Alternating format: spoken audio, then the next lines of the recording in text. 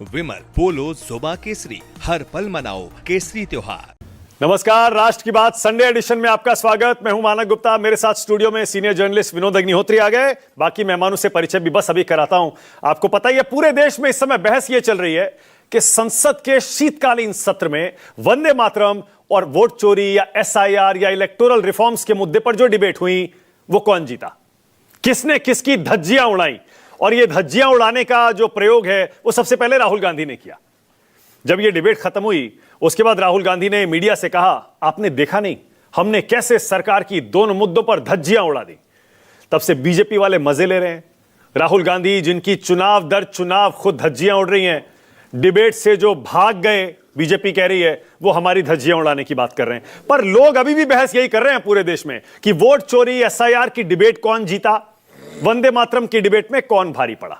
तो राष्ट्र की बात संडे एडिशन में आज इसी पर डिबेट होगी और साथ ही इस मुद्दे पर भी चर्चा करेंगे कि क्या वाकई राहुल गांधी की कोई असली स्ट्रैटेजी है, राहुल गांधी का असल गेम आखिर है क्या। क्योंकि चुनाव तो वो हार रहे हैं लेकिन किसी भी मुद्दे पर पीछे हटने को वो तैयार नहीं है। क्या उनको अभी भी यकीन है कि इन्हीं मुद्दों से नरेंद्र मोदी को या बीजेपी को हराया जा सकता है। सबसे पहले आपको बता देता हूं, राहुल गांधी ने अभी ये धज्जियां उड़ाने वाला कौन सा बयान दिया था, आप भी जरा देख लीजिए। राहुल गांधी ने कहा था, वंदे मातरम और एसआईआर पर उग्र चर्चा हुई, दोनों डिबेट में हमने उनकी धज्जियां उड़ा दी। आपने अमित शाह को डिस्टर्ब देखा होगा, उन्होंने गाली तक दे दी। जरा सुन भी लीजिए राहुल गांधी क्या बोले थे, सुनिए।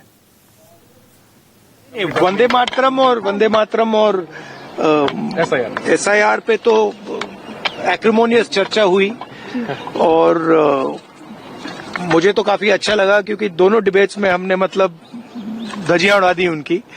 आपने अमित शाह को देखा होगा, डिस्टर्ब गाली तक दे दी सदन में। तो मेंटली डिस्टर्ब थे, प्रेशर में थे और उसका रीजन है क्योंकि वो वोट चोरी में मतलब पूरा का पूरा ढांचा इन्वॉल्व है, वो तो पूरा देश जानता है।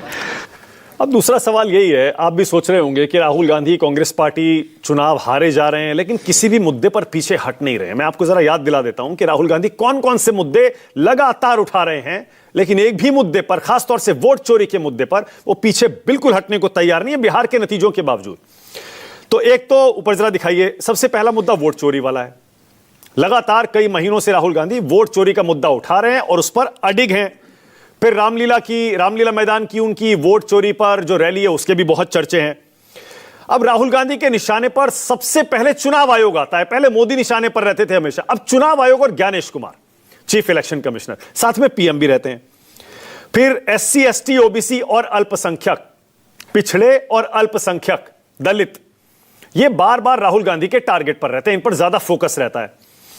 फिर संविधान की किताब हाथ में लेकर बीजेपी को बहुमत से नीचे लेकर आए लोकसभा चुनाव में, तब से वो संविधान का मुद्दा बिल्कुल नहीं छोड़ रहे हैं। लाल किताब भी अक्सर उनके हाथ में दिख जाती है, इसी तरह सफेद टी शर्ट पहनते हैं, लाल किताब हाथ में होती है, संविधान की बात करते हैं और उनका फोकस अगेन पिछड़ों और दलितों पर रहता है। मुद्दा आरक्षण का उनकी जुबान पर अक्सर रहता है।